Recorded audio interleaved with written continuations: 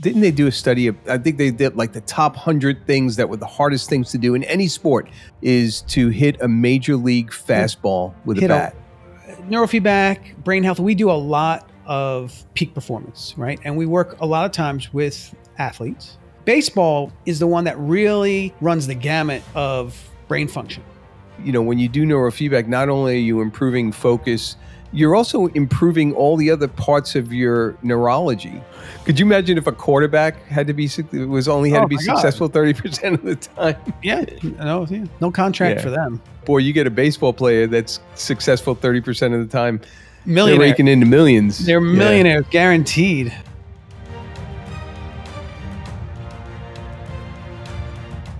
Oh, hello, everybody. Welcome back to the podcast. This is Dr. Ken. That's Dr. Guy. This is Real Brain Talk. A couple of ball guys talking about brains and health and mental health and whatever comes into our mind. So how's it going, Guy? Opening day, my friend. It's exciting, right? I love opening day. I love opening day. You know why? Everyone starts off with that clean slate. You know, anything can happen. You could end up being in first place after a month. You could end up being in last place after a month. Mm-hmm. It's just such an exciting time with, all the new ball players coming up. My team is the Yankees, and so that's mine. It's not great for the podcast that one of us should be a Red Sox fan or something, but we're not. Yeah. But you know what? Maybe some of our listeners can comment as to what fan they are and why they're a fan, and maybe make some derogatory comments about the Yankees, and we'll make some derogatory comments about the Red Sox. And I think the Mets. I mean, I think we got a big rivalry right now. We don't have Russell. Russell's our other partner. We don't have him on the podcast, but he's a Mets fan. Yeah. And, there was a restaurant in New Jersey that they didn't get the name approved, but they wanted to name it Buck Foston. I like it. I think that would have been pretty funny. All right, so people are probably wondering how this fits into neurofeedback or fits into brain health, and this is my position. And you tell me, I suspect you're going to agree, but maybe not. Neurofeedback, brain health, we do a lot of peak performance, right? And we work a lot of times with athletes.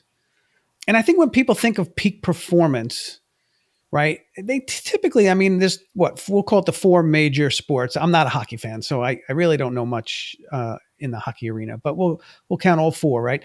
I think that the most athleticism is going to be in those three, not baseball, right? I mean, you have to be athletic to a degree, and you have to be sharp. You have to be quick. You have to be in the zone, right? And what's the brainwave that goes with the zone? SMR. Yeah, an alpha. Yeah, SMR. Right. Yep. You gotta have that clear sort of focus, right? So, but we're very athletic, like football, basketball, hockey. It's all reaction time. It's all quick. It's all training. It's all just quick reaction. Baseball, my argument would be, is the one that really runs the gamut of brain function, right? Because it's not based on a clock. There are times when you need fast twitch. You need to be able to react really quickly. But a lot of the time you have to stay focused. You have to stay calm. You have to really be in the moment and ready to do any number of things because you have no idea what's going to happen. When you're in the field, you have to stay focused. You have to, be able to, cover the base, go where you need to go, throw the ball where it needs to be. There's a lot of thought process, but you're not actually moving until it's time to move. Right. And you have to keep your emotions in check. Right. It's right. You're sitting at the plate and I see it all the time, right? Now they got the new thing where you can challenge the strike. But how many times do you see somebody get a bad strike call or, and it's like, you got to step out and now you have limited time, but you got to step out. You got to calm yourself. You got to get focused for the next pitch. And I don't know what you think, but I think it is, that is the, ultimate in being able to control and regulate yourself to be able to play that sport. Absolutely. And if you remember, didn't they do a study of how many years ago was that? Gosh, it must have been about 10 years ago where they said, what is the hardest thing to do in sports? And the number one thing, and they rated them. I think they did like the top 100 things that were the hardest things to do in any sport across football, soccer, baseball. And they came up with the number one hardest thing to do is to hit a major league fastball with a bat. Hit a round ball with a round bat. Right. And not just that, it's coming at you at speeds that you have barely milliseconds to decide what to do. Right. Like in your brain, you have to get all the clutter out of your brain in order to be able to focus, to react that quickly. Mm-hmm. And if there's any clutter in there at all, it's going to affect your reaction time without a doubt. And that's why a lot of these baseball players go into slumps. They go into slumps because their mind gets cluttered with other stuff, mm-hmm. and they can't stay focused. Right. And yet, the people that stay focused, they go into hitting streaks, right? So out of all the sports out there, well, maybe golf might be as well, but I didn't count that because it's not a team sport. I didn't count that. But I think out of all the sports out there, the more popular sports that are team sports, without a doubt, baseball requires the most calm focus. Yeah, if anybody in our audience has ever played baseball, maybe you've played college, high school, whatever, you can share with us some of those things that goes through your mind when you're at bat, right? And if your mind is focused and you're not thinking about, oh well, I just had a fight with my girlfriend or whatever, you're gonna be able to hit that ball and see that ball a lot better than if your mind is jumbled up with other stuff and clutter that's in the way. That's where peak performance comes into play, right? Because peak performance is all about getting rid of the clutter and training your brain waves to be in that zone where it's just about focus, it's just about attention, and it's about being calm at the same time. You could be focused and not be calm. That would be more of a beta type of brainwave, but mm-hmm. to stay focused and calm, you're in that 12 to 15 hertz range, and neurofeedback trains your brain on how to really take advantage of that particular range of brainwave called SMR up or SMR. My son is a great example. He played baseball when he was younger. I wish he still played baseball now. He ultimately quit baseball because he said that I was too hard on him. So. Oh, it's tough. I know. But anyway, he was doing neurofeedback, and I got to tell you, when I was doing neurofeedback with him and he was playing baseball, he was in the zone. You could see the difference without a doubt. Kind of surprised not more baseball players. You see a lot of football players doing neurofeedback. But you don't see a whole lot of baseball players, and I would think baseball players would be it's a better target audience. I do. I agree. I think it's a perfect fit. Not only that, but they have downtime, so they could literally be in the dugout. Yeah. And not only that, we have another tool that we use in our system, which is heart rate variability training. Right. I mean that's another key factor is to be able to, get into that rhythm, breathe. Regulate that heart rate. Well, that's what heart rate variability does. It gets you into coherence with your thoughts, your emotions. Go into coherence with your heart rate, and boy, people perform so much better when they're able to basically increase the coherence between the heart and the mind. Without a doubt. I mean, I think. I don't know why every baseball player, especially at that level, but even, I don't know, we probably have listeners out there like yourself who's, children, either participate in baseball now, and they want them to excel. Why not? Why not start now and just, get them, at peak performance. And it's not just sports, but gosh, if you're going to play a sport, being able to control a lot of that physiology is really going to be really helpful.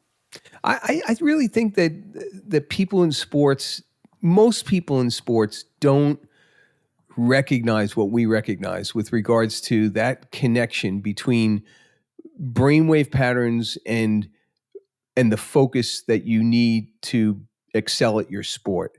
And I think if more people recognize that, I got to tell you, if you got a baseball team to say, all right, you know what, everyone's doing neurofeedback twice a week, and we put them on a peak performance protocol, I guarantee you that baseball team's going to do a lot better. And I just I don't would love understand to. I'd love why. to start with a little league team. Mhm. Just do that, and then I mean, not only are their grades are going to get better, their social lives are going to improve as well. But Right. I mean, just to see what they can do on the field, and remember, I mean, baseball. You only have to be successful, 30% of the time at the plate, and you're pretty good player. Could you imagine if a quarterback had to be My God. successful 30% of the time? Yeah. No contract for Yeah. them. Yeah, no contract for them. But boy, you get a baseball player that's successful 30% of the time, they're Millionaire. raking into millions. They're Yeah. millionaires, guaranteed. Yeah. Yeah. So, and then, also the other thing to keep in mind too is that, when you do neurofeedback, not only are you improving focus and the ability to focus while you're calm, which I think that's the key, is the ability to focus Yes. while you're calm. Yeah. But not only that, but you're also improving all the other parts of your neurology. And there's something to be said about, increasing your proprioception and decreasing your chances of getting injured. And, I mean, if we want to talk about injuries, look at the New York Yankees, right? Before the season even started, they've got, Too their many. best pitcher is on the injured reserve. Two best, maybe. Heels on the injury reserve. You got all these guys that are hurt. And it's been, if you've noticed, like the past 10 years, it's been the same thing. The Yankees are always riddled with injuries, way more than any other team. Yeah. And I don't know why. Well, but I mean, are they, or is it we're just not aware of the other teams? Oh, because we focus on the Yankees? We focus on the Yankees. Yeah, I mean, I think everybody has to deal with injuries, especially pitchers. I think pitchers have, they're out throwing their bodies. You know what I mean? Like they just, oh gosh, it's just, think of the stress that's being put on that elbow. I mean, unbelievable, and repetitively over and over and over again. I just saw this. I think we've seen a couple of players like this, but I just saw one the other day. I don't remember what team he plays for, but he's ambidextrous. He can pitch both ways. I heard about that. Yeah, and he switches his glove when the right-hander comes up, he switches the glove. Yeah, I think they had to change the rules because then, like, a switch hitter and a switch pitcher would never get. They just keep switching, and Yeah. So I think that I forget, but you only have one or two switches. Talk about focus and the ability to focus. Can you imagine being able to do that? That's amazing. No, that's really amazing. I can't. Anyway, we're talking about baseball. I think it's a good time to bring up something I've been teasing you about for a long time. So the listeners out there, we train a new group of brain core providers probably about every 6 to 8 weeks. We get a new class in and we teach them. And one of the most important tenets of doing neurofeedback is paying attention. It's being able to and being interested in what you're watching on the screen. And Guy has been teaching this for 17 years? Yeah, about that. Mm-hmm. I've been learning since from him. I started, I think it was 2010. And he always uses the same example because we're talking about baseball, right? He always uses the same example, right? If he's watching The Notebook on the screen, he's not going to be interested. But what's your favorite movie? Field of Dreams. Right. Yeah. So put Field of Dreams on there. Granted, great movie. Field of Dreams, he's locked in and he's paying attention. Yeah. Now, I've been teasing him for probably 10 years saying, we got to update that movie, right? I mean, it's been going on, right, for a long time. Yeah. So I looked it up real quick just before we jumped on, checked the old IMDb. And I just want to point out that, and some spoiler alerts if you haven't seen the movie, little Karen, right, is I think she's about 7 years old in the movie. Mm-hmm. Little girl, Kevin Costner's daughter, and they're sitting around watching a bunch of ghosts play baseball in their cornfield. And she falls off the bleachers and gets a little hot dog stuck in her mouth. Right. Throat, and causing a big issue because Moonlight Graham has to decide, for whatever reason, as a ghost, he needs to decide if he forever wants to be a rookie baseball player or an old Burt Lancaster doctor into eternity, because he's already dead, so it doesn't really matter. But anyway, I digress. Love the plot of the movie, why they do that. Anyway, little Karen, this will blow your mind, is 43 years old. Oh, wow. 43, oh my gosh. that little girl, that cute little girl with a hot dog stuck. That makes you feel very old. I know. It does. I don't know if I would have done what Dr. Graham did. I don't know, man. I just stayed. I mean, I'm being a ghost. First of all, why would he have to make that decision? Yeah, that's not right. They shouldn't have done that. We both do everything. But, all right. So, yeah, but nonetheless, if you put the Notebook on the TV screen, I'm not watching it. I'm not paying attention. That screen can turn dark, light. It doesn't matter to me. Have you ever seen The Notebook? I've tried my best to sit through it, but my wife has forced me through it. I accidentally, years and years ago, Message in a Bottle. I think it's the same author. It's actually happens to be Kevin Costner, by the way. I went to the movies. I went by myself. I had no idea what it was about. It's the same author. You know how they're always very sad. Yeah. Really sad. I'm sitting in a movie watching what I thought was going to be a lighthearted movie. And nope. It wasn't? No. Another spoiler. Kevin Costner dies. Yeah. I never saw the movie. Oh, well, that's all right. It's been out. I'll tell you one movie I'm going to be watching tonight, though. I'm going to be watching Field of Dreams. Field of Dreams. Yeah, man. Opening day. I'll be watching the Yankee game. Now, they're I think they started. Yeah, I think they're playing right now, actually. Yeah. So we need to know what the score is. We need to jump off and get on the Yankee game. All right. Well, thanks everybody for listening. We'll have another podcast out soon. And if you have any comments or questions or any thoughts about anything we've said, just jump on and type in. We'll love to respond to you. Yeah. Thank you, everybody.